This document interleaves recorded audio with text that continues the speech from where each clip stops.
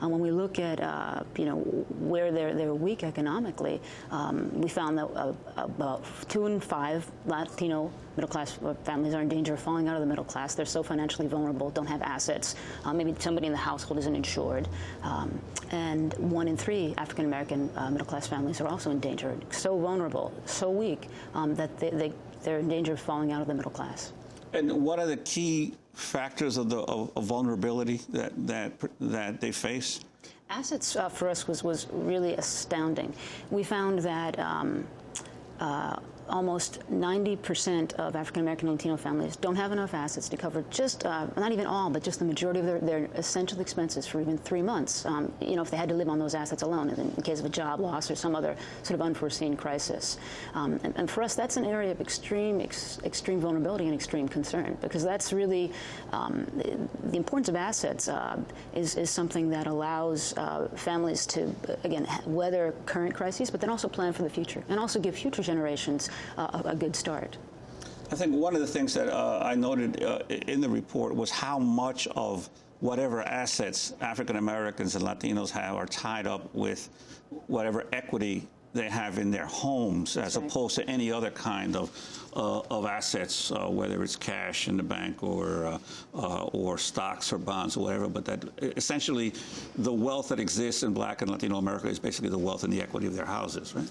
Right. One of the stats that I've heard is about 2/3 of the wealth of African American and Latinos are tied up in their homes. When we put this report out and we looked at the net worth that people had, this was the data that we had to use was before the subprime meltdown and the things that are going on now, and so it's really interesting to us, but also frightening to get to the point where we'll be able to take a look that really incorporates the recent meltdown.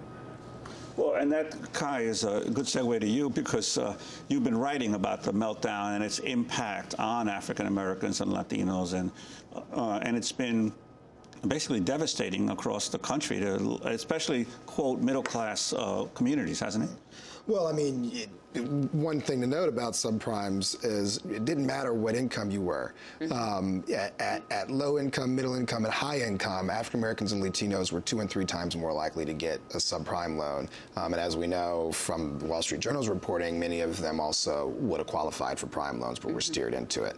And it is really quite depressing and concerning what is going to happen in the future, because of how much of home equity is how much wealth is dependent upon home equity. As our communities get hit with these foreclosures, it is not just a static moment. It is not just right now that's going to matter. This is going to echo for potentially generations of people. We had already sort of spent so much time clawing back through homes from the ways in which the racist, from our long and predatory history of racist lending, we spent so much time clawing back from that. And now, in one fell swoop, we could very well be right back to where we were before the Community Reinvestment Act in 1977, before we started creating avenues for African Americans and Latinos and other people of color to try to get some capital. It's really quite scary where we're headed. And there have been, though, repeated crises of this type that seem to feed off the abuses in home lending. Because I remember in the 1970s, there was a huge crisis of FHA-backed mortgages that basically left many areas of the inner city with thousands and thousands of abandoned houses. Again, predatory lenders. At that time was abusing FHA financing for loans, which required very little down payment, as opposed to now these refinancings of home equities. But this appears to be far deeper and as you say, more potentially long-lasting than any of the previous crises. Well, on scale, I mean, I think because it dovetailed with all the other stuff going on in the market, it reached a scale that is particularly troubling. But as you point out, predatory lending is nothing new in communities of color. This has been arguably the entirety of the history of the mortgage industry has been part of its business model has been predatory behavior in communities of color. And so that's an important thing to remember. We now have our supposed fix from Congress, and it's it's as good bill as far as it goes. But the Fed has stepped in to do some regulating of some of the abuses that went on with the subprime loans. But this is a beast that must be constantly watched, because you can bet that the next time there's a dime to be made on preying on these communities, that lenders will do it again. And so we're going to have to stay vigilant. And Jennifer, we'd like to ask you also about the healthcare aspect of the indicators that you use. Obviously, the healthcare crisis continues to expand in terms of the number of people that are not insured. How has this affected the African American and Latino communities in terms of their economic stability? Well, that's even one of the factors that we looked at, because if a family has even one member uninsured, if something happens to that person, all of a sudden the family's resources, which as we talked about, are very limited, their assets are going to be drawn into helping that person. And we found that almost one in three African American families have at least one family member that's uninsured, and for Latino families, I believe it's 2 out of 5 families. And for us, again, these are... And compared to the average white family, what's the average white family? About 20%. So there's still a substantial amount of white families. But again, if you look at the disproportionate nature of things, it's incredibly troublesome.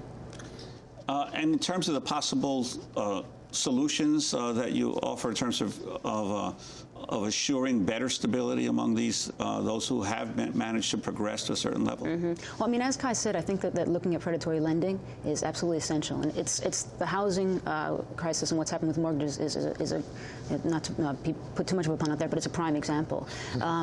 But additionally, there are other aspects of lending. I mean, there's payday loans in neighborhoods, and there's also, I think, the credit card sector we have to look at as well. We have another report out which looks at the fact that high-cost credit cards are really targeted and disproportionately held by African American and Latino families.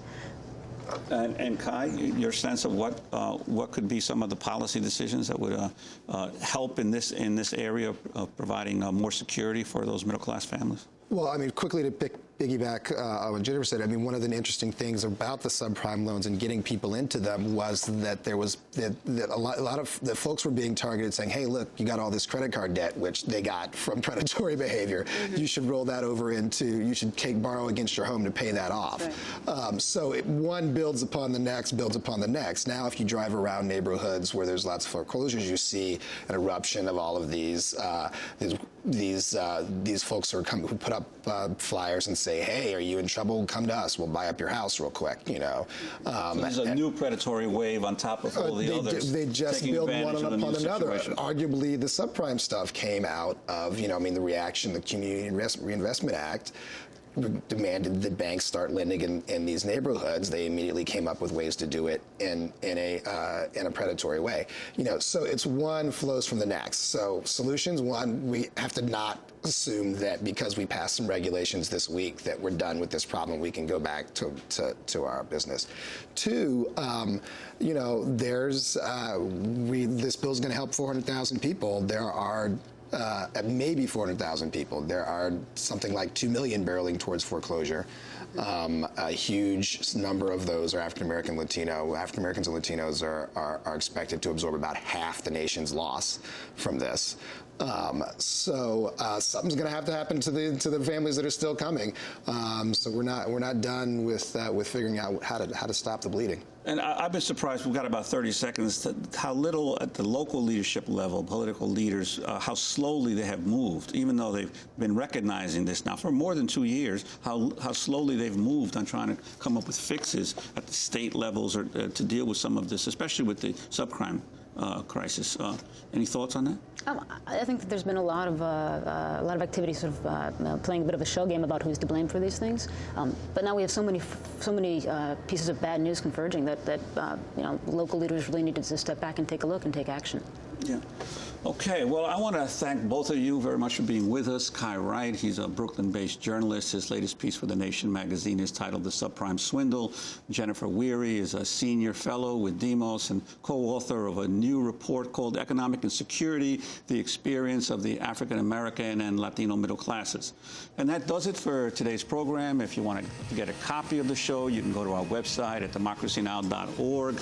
I'm Juan Gonzalez. Amy will be back next week on Monday. She's on a long-deserved vacation. Thanks for joining us and for another edition of Democracy Now!